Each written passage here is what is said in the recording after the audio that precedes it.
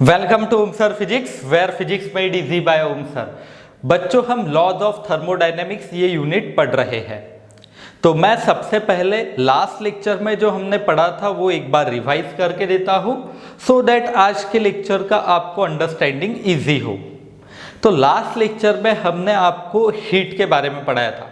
तो सबसे पहला था बच्चों हीट कैपेसिटी। हीट कैपेसिटी जो कि हमने कैपिटल एस से डिनोट की थी, it is the heat required to increase temperature of body by unity. Means अगर 1 डिग्री सेल्सियस और 1 केल्विन से किसी बॉडी का टेम्परेचर इंक्रीज करना है तो जो हीट लगेगी उसे हम हीट कैपेसिटी कहते थे। ये था फर्स्ट पॉइंट। सेकंड पॉइंट हमने पढ़ाया था बच्चों आपको स्पेसिफिक हीट।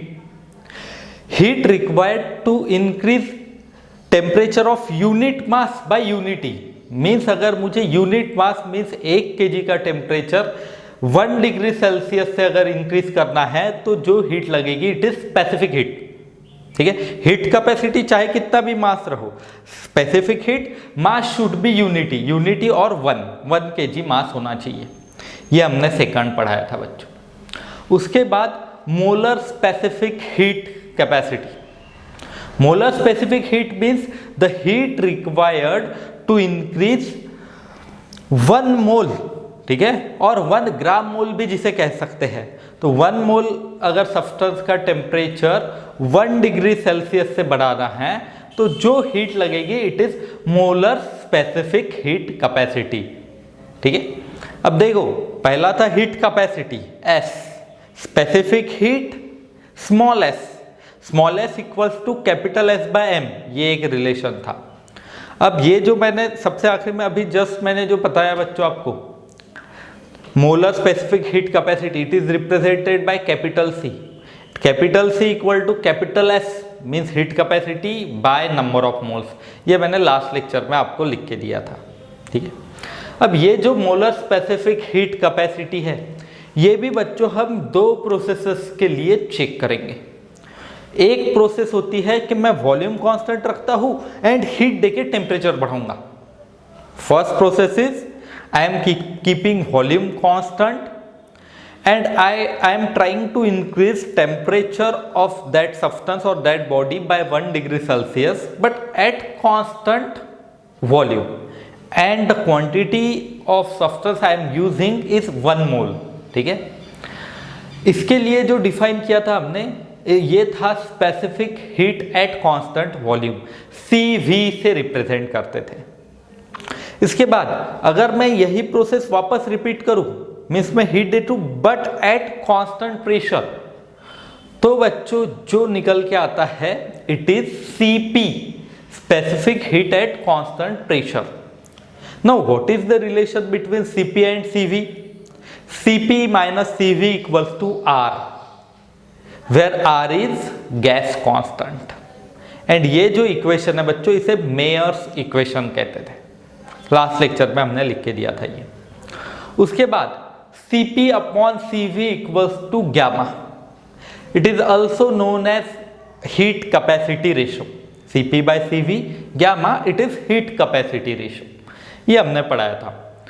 एंड फिर बच्चों हमने आपको CP CV की वैल्यूज हमने R एंड गैमा के टर्म्स में भी लिख के दी थी, जैसे CV equals to R upon gamma minus 1, CP equals to gamma R upon gamma minus 1, ये लिखा था हमने।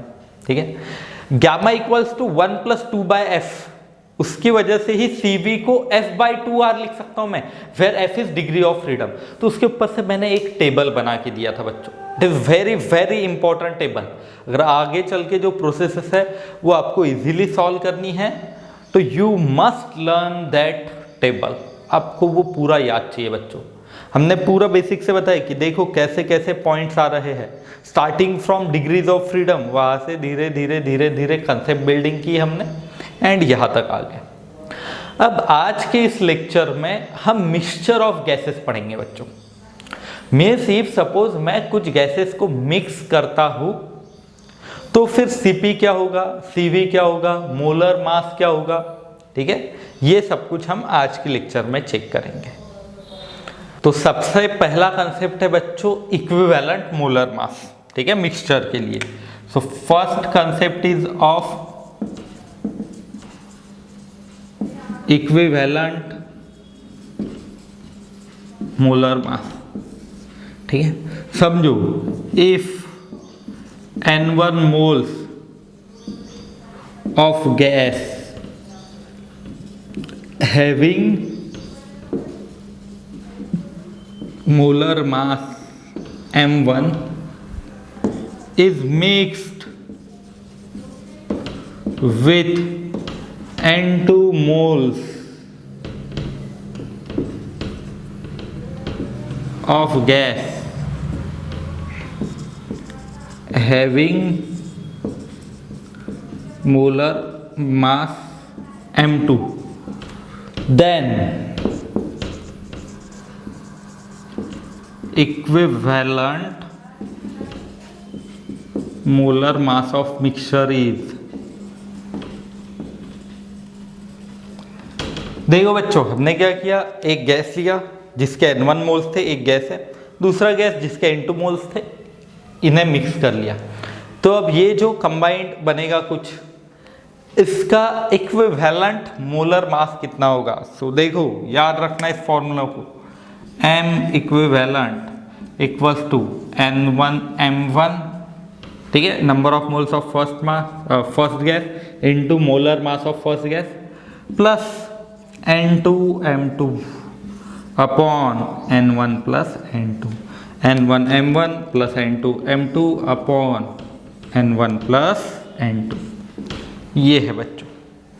आगे चल के मैं कुछ क्वेश्चंस भी करवाऊंगा आज जो कंसेप्ट पढ़ा रहे हैं उसके ऊपर, तो आप धीरे धीरे इन नोट्स को लिख लीजिए बच्चों। तो जो अब तक हमने प्रिपेयर किए हैं उसके आगे आपको ये लिख लेना है अच्छे से, ठीक है। तो ये लिख लो, मैं और कंसेप्ट समझाता हूँ। तो सेकंड जो कंसेप्ट है बच्चों, it is internal energy of mixture.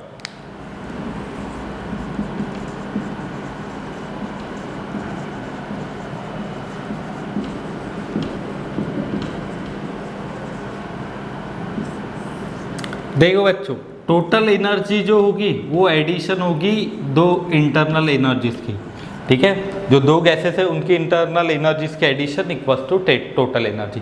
यहाँ पे डेल्टा भी लिख सकते हैं। अब इसका ही इस्तेमाल करके मैं एक और कंसेप्ट बताता हूँ बच्चों आपको, CV ऑफ मिक्सचर। अगर मिक्सचर है तो उसके लिए specific heat at constant volume कैसे होगा।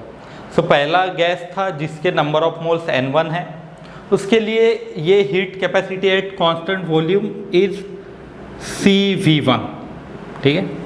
दूसरा जो है इट इज N2 एंड इसके लिए बच्चों CV2, ये दो है, ठीक है। ये है मिक्सचर के लिए। अब देखो आगे मैं क्या लिख सकता हूँ, U equals to U1 plus U2।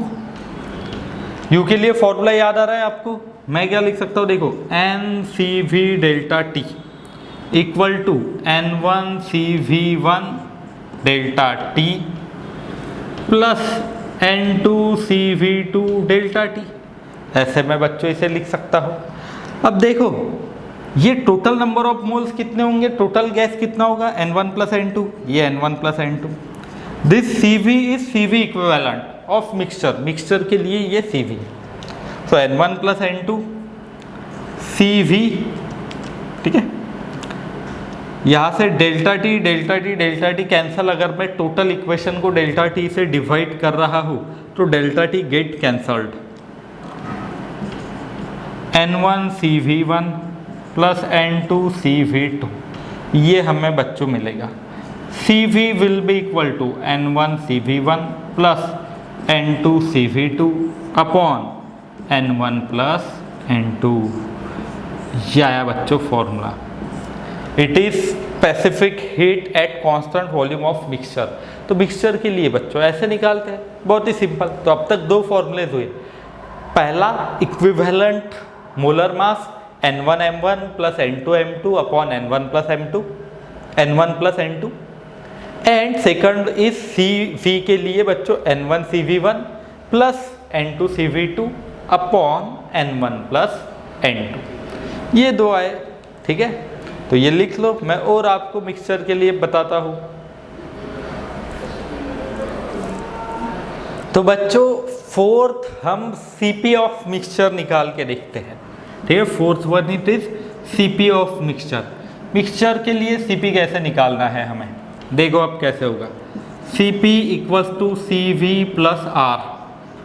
C V कितना है, देखो ये नीचे से अभी जो हमने निकाला था N1 CV1 plus N2 CV2 upon N1 plus N2 plus R, ये ऐसे होगा। इफ सपोज मैं यहाँ पे क्रॉस मल्टीप्लाई करता हूँ तो देखो N1 CV1 plus N2 CV2 plus R into this N1 plus N2 upon N1 plus N2, ऐसे ही होगा ना।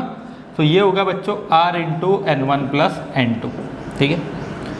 देखो अब क्या मैं इसे ऐसे लिख सकता हूँ N1 CV1 plus N2 CV2 plus N1R plus N2R, मैंने मल्टीप्लाई कर लिया अपॉन N1 प्लस N2। अब देखो ध्यान से देखो, क्या ये जो मैंने ब्लू से सर्कल किया है इसमें से N1 कॉमन निकल रहा है, जी हाँ। प्लस ये जो मैं ब्लैक से राउंड कर रहा हूँ, क्या इसमें से N2 कॉमन निकलता है, जी हाँ। तो अगर मैं इन्हें कॉमन निकालूं तो देखो मुझे क्या मिलेगा। ये सेपरेट सेक्शन था, ठीक है, लास्ट वाला, ये अभी नया ढूंढ रहे हैं। N1 CV1 plus R plus N2 CV2 plus R upon N1 plus N2, ये CP आया ना हमारा CP equals to CV plus R। But क्या आपको ये समझ में आ रहा है, देखो CV plus R, CV plus R क्या होता है, CP। तो CV1 plus R will be equal to CP1 and this CV2 plus R will be equal to CP2, ठीक है। मीन्स ये बच्चों ऐसे होगा N1 CP1 plus N2 CP2 upon N1 plus N2, this can be written as CP1 and this can be written as CP2, ये हुआ बच्चों। सो अब देखो CP क्या निकल के आएगा, N1 CP1 plus N2 CP2 upon N1 plus N2। सो देखो बच्चों लगभग सेम ही फॉर्मूले दिखाई दे रहा है।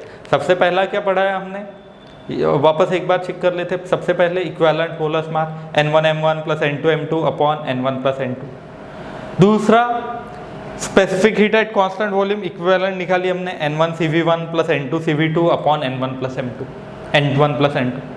लास्ट नेक्स्ट जो निकाला हमने it is CP, equivalent CP is N1 CP1 plus N2 CP2 upon N1 plus M2। सबसे आखिरी में अब मैं आपको गैमा ऑफ मिक्सचर निकाल के देता हूँ, तब तक आप इसे पॉज कीजिए, अच्छे से नोट्स उतार लीजिए, समझ लीजिए इन कंसेप्ट्स को।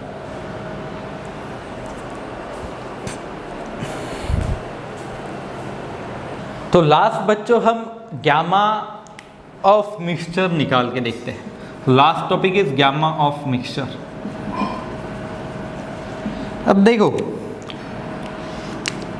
क्या हमारे पास ये फॉर्मूला है CV equals to N1 CV1 plus N2 CV2 upon N1 plus N2, ये था ना। मैं N1 प्लस N2 को यहाँ पे मल्टीप्लाई कर सकता हूँ, N1 plus N2 into CV equals to N1 CV1 plus N2 CV2। तो क्या लास्ट लेक्चर में मैंने आपको relation between gamma and CV पढ़ाया है, CV equals to R upon gamma minus 1। आज भी मैंने ये रिवाइज कर दिया था आपको। तो ये बच्चों हमने लास्ट लेक्चर में पढ़ाया था। तो देखो हम अगर ये इसे रिप्लेस कर देते हैं हर एक को, so I can write N1 plus N2 into R upon gamma minus 1 equals to N1 CV1 की जगह R अपॉन गैमा 1 माइनस 1, क्योंकि ये फर्स्ट गैस के लिए इट इज गैमा 1, ठीक है, क्योंकि हमें गैमा ई मिक्सचर का निकालना है ना। तो पहले के लिए गैमा 1 था, दूसरे के लिए गैमा 2 था, इक्विवेलेंट निकालना है तो ऐसे होगा plus N2 R upon gamma 2 minus 1। So बच्चों यहाँ से क्या कुछ कैंसिल हो रहा है, हाँ R is getting cancelled. So ये निकल के आया बच्चों N1 plus N2 upon gamma minus 1 equals to N1 upon gamma 1 minus 1 plus N2 upon gamma 2 minus 1। तो ये बच्चों हमने आपको कुछ कंसेप्ट्स पढ़ाए, ठीक है। तो जिसमें मैंने आज आपको मिक्सचर के लिए पहले तो मोलर मास बताया, फिर CV कैसे निकालते पढ़ाया, CP कैसे निकालते पढ़ाया, एंड सबसे आखिरी में बच्चों हमने गामा कैसे निकालते हुए पढ़ाया। तो इस इक्वेशन में वैल्यूज पुट कर देना एंड दिस गामा को ढूंढ लेना बच्चों। तो ये एक मस्त छोटा सा लेक्चर था जिसमें हमने सारे टॉपिक्स देख लिए। तो बच्चों मैं क्वेश्चन कुछ आपको ग्रुप के ऊपर भेजता हूँ, आपने उन्हें सॉल्व करके हमें भेजना एंड बहुत इजी क्वेश्चंस होंगे, put the value get the answer type है, बहुत इजी सेक्शन है बच्चों ये। ठीक है फिर